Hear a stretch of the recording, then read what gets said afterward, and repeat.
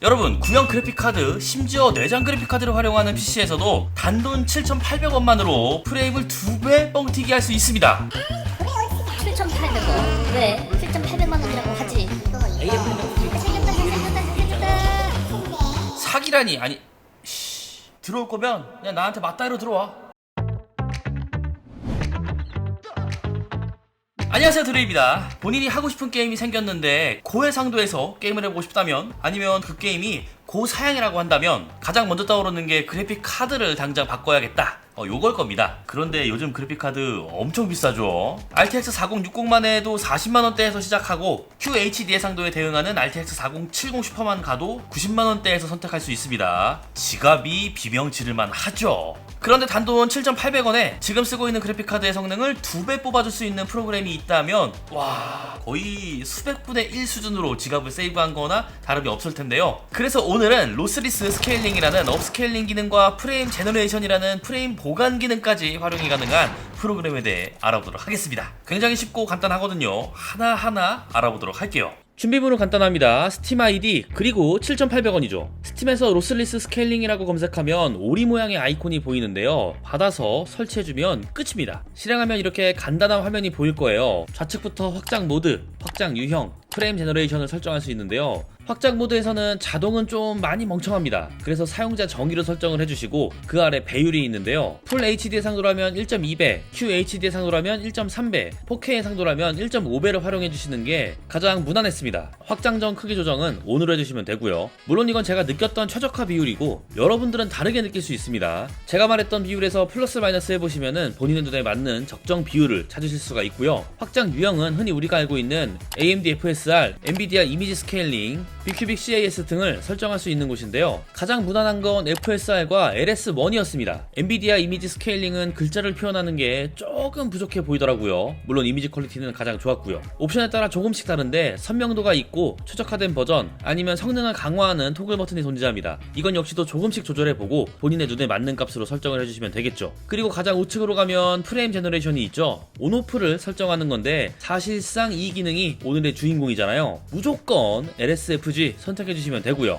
그 외에는 마우스 커서 옵션이나 FPS 표시 정도만 신경 써주시면 되는데요. 대부분 오프로 두어도 게임을 플레이하는 데는 문제가 없기 때문에 필요한 것만 체크하시면 되겠습니다. 그리고 설정에서 볼 건 확장 단축키가 제일 중요한데요. 프로그램 우측 상단에 확장 버튼을 눌러도 되지만 기본으로 설정되어 있는 단축키 또는 내가 설정한 단축키로 게임에서 바로 실행이 가능하거든요.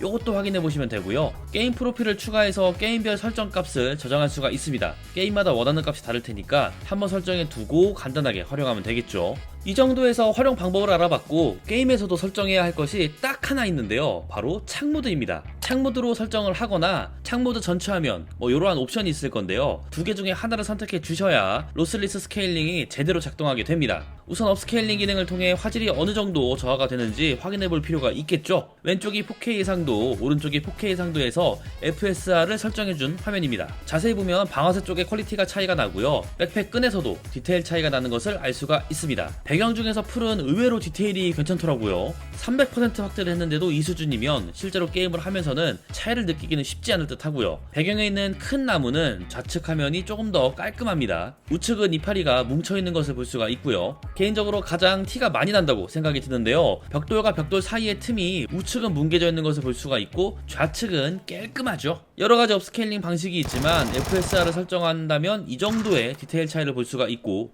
저는 FSR이나 LS1이 가장 좋았거든요. 엔비디아 이미지 스케일링 같은 경우는 디테일이 조금 더 살아나는 것 같은데 텍스트에서 아쉬운 표현이 있다 보니 요거는 한 번씩 설정해 보시면서 본인에게 맞는 업스케일링 방식을 선택하시면 좋을 것 같아요. 이제는 프레임을 볼 건데요. 디아블로4를 하면서 프레임이 굉장히 많이 올라갔습니다. 그리고 250% 확대를 해도 좌우 퀄리티 차이 느껴지시나요? 저는 거의 비슷한 수준이라고 생각이 들었는데요. 이러한 퀄리티를 내고 있는 상태로 프레임이 정말 제대로 출력이 되는지 영상 속도를 35%로 내린 후에 다시 비교해봤는데요. 오른쪽 화면에서 부드러움이 느껴지죠. 왼쪽 화면은 뚝뚝 끊기는 느낌이 드는데 오른쪽은 스무스합니다. 당연히 게임을 하는 유저는 바로 체감이 되는 부분이기 때문에 프레임 제너레이션이 제대로 적용이 되었고요. 사펑 역시 게임을 원활하게 하기 위한 프레임으로는 부족하지만 좌측보다는 한 15프레임 정도 상승한 모습이죠. 역시 영상 속도를 35% 수준으로 낮춰서 보면 확실하게 느껴지진 않지만 그래도 오른쪽의 화면이 조금 더 부드럽다는 것을 알 수가 있습니다.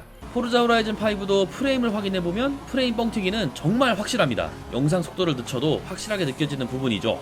레이싱 게임이 프레임 제너레이션을 활용하기에 상당히 좋은 장르라는 얘기들을 많이 하는데 저도 활용해보면서 충분히 이해가 되더라고요. 물론 장점만 있는 건 아닙니다. 해당 영상에서 프레임 제너레이션의 단점이 가장 잘 부각이 되는데요. 빠른 화면 전환, 사물의 중첩이 심한 곳에서는 프레임 제너레이션이 제대로 된 프레임을 출력하지 못합니다. 블러가 된 모습, 어색하게 조합이 된 모습을 볼 수가 있는데요. 현재까지의 프레임 제너레이션이 해결해야 할 가장 큰 숙제이고요. 당분간 이 문제가 해결되기는 쉽지 않겠다. 저는 그렇게 생각을 합니다.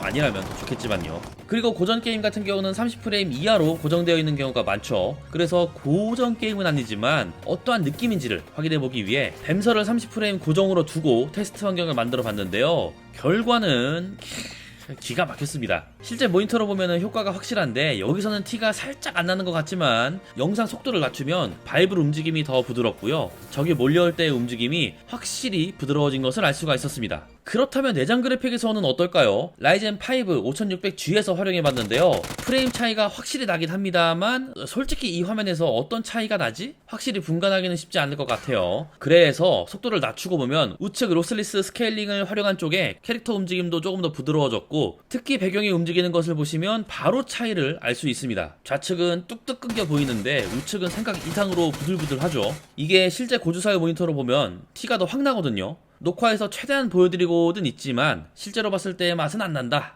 그렇게 말씀을 드릴 수가 있고요. 디아포도 해봤습니다. 좌측은 프레임 제너레이션만 제외한 상태, 우측은 프레임 제너레이션까지 활성화해둔 상태입니다.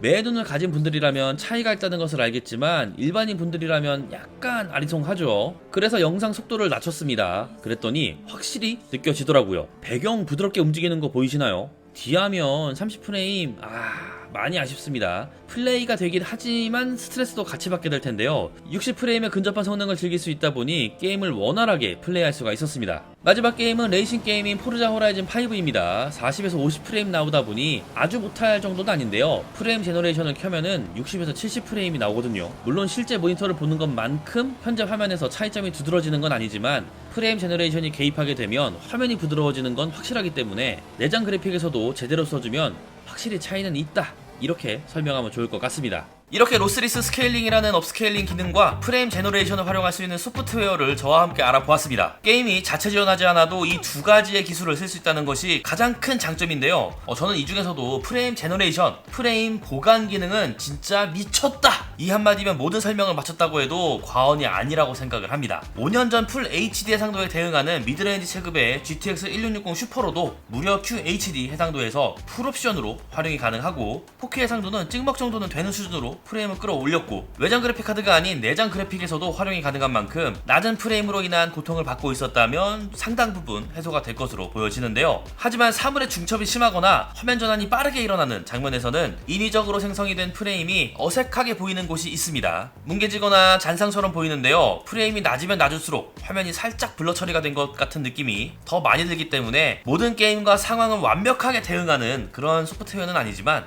요즘 게임 한 카피 가격이 한 7에서 8만원 이 정도 하는 시대에 요런 기능들을 편하게 활용할 수 있다는 것 자체가 저는 이 가격을 보고서 굉장히 저렴하다고 생각을 했고요. 게이머들에게 굉장한 가치를 전해주는 그러한 프로그램이라고 생각이 들었는데요. 게임을 좋아하는 분들, 특히 스팀 플랫폼을 주로 쓰시는 분들은 라이브러리에 담아서 활용하기도 좋고요. 정가로 구매를 해도 전혀 아쉽지 않을 제품이라고 생각을 합니다. 기술은 계속 발전하고 있고 게임과 관련된 분야에서도 이러한 변화가 가장 빠르게 일어나고 있는데요. 이러한 기술이 향후 몇 년 안에 얼마나 더 발전할지 상상만 해도 굉장히 기대가 되네요. 이번에 소개해드린 로스리스 스케일링 프로그램으로 구독자분들의 게이밍 경험을 한 단계 업그레이드 해보시기를 바라면서 다음에 더욱 재밌는 컨텐츠를 가지고 찾아뵐게요. 시청해주셔서 감사합니다.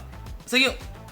요즘 게임들 저렴하다고 해도 3-4만원 되는 수준인데 7,800원 정도면은 껌값 수준이에요. 세일할 때 구매를 하면은 훨씬 더 가성비가 좋은 프로그램이 되지 않을까 그렇게 생각을 합니다. 진짜 한번 사용해보세요.